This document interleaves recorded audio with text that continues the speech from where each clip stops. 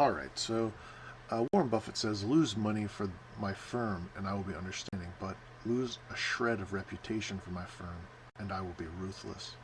And so this is going to play into a lot of aspects, biblical aspects included, such as sin and immorality, right? If you look on the Forbes top 100 billionaires list, you will see that a lot of these men write books, and in their books they are often touting morality, doing good, maintaining good business practices, things like this, and they emphasize it greatly. Okay, so Greenland's prime minister has just stated that, right? So the EU and America are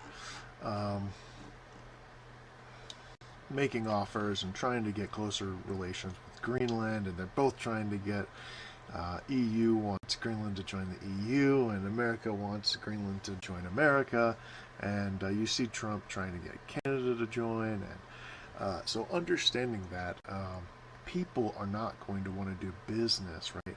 They hear that you did a hostile takeover of some mom and pop shop, and they say, that just rubs me the wrong way.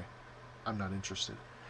And so this is something that Warren Buffett and Charles Munger touted all throughout their careers. They say, we have a line that we draw in the sand in regards to morality, things that we don't want to do, things that we will not do.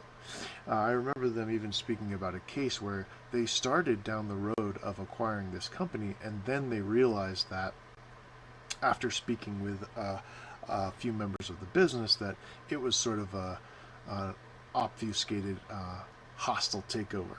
And so they immediately took their hands off, said, nope, we don't want anything to do with it. Why? Because once you get that George Soros reputation, you're never going to live it down. You will not be able to comprehend, nor will any member of mankind be able to factor or calculate the negative effects that this is going to have on you. One, right, you see men like George Soros, Keir Starmer. Keir Starmer pretty much is letting his people be terrorized, and his entire nation detests him for it. And so understanding that this will exempt him from doing a lot of business, the UK is losing a lot of business deals with various amounts of people. They don't want to do business with Keir Starmer because they know what he's doing, and people, we care about each other. Maybe not as much as we should, but it's definitely in there, right? When people, all throughout history, you see when evil is rising up and there's people being terrorized, very often good men rise up. Governments will start intervening to protect the people being terrorized. So understanding this is important because George Soros will never know how much money he lost from practicing immoral business practices. But interestingly enough, right, you see all throughout the EU, you were seeing people getting terrorized over New Year's Eve, and there's no response announced from the EU. In fact, they're letting more Muslims continue to flood into the EU.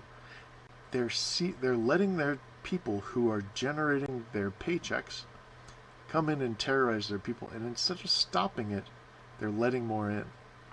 Have you ever heard of anything like that?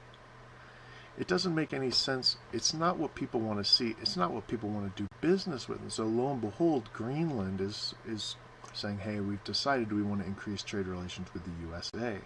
They're seeing Trump standing up. They're seeing Trump taking down narco-terrorists who are killing hundreds of thousands of people a year. And they say, that's that morality, that champion mentality, that stand up and face down evil sort of mentality, that's inspiring. That's what people want to be around. That's what people want to work with. When you go into business with someone, you want to know that they're not going to screw you over, and you want to know that you don't have to watch them because they're good people.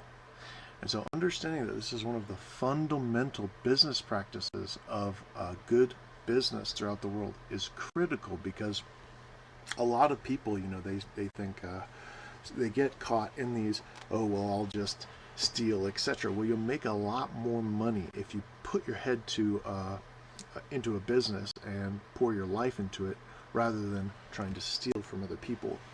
And proof of this is evident all throughout the billionaires list, the Forbes top 100 billionaires list. While George Soros, the highest I ever saw his net worth was around 55 billion.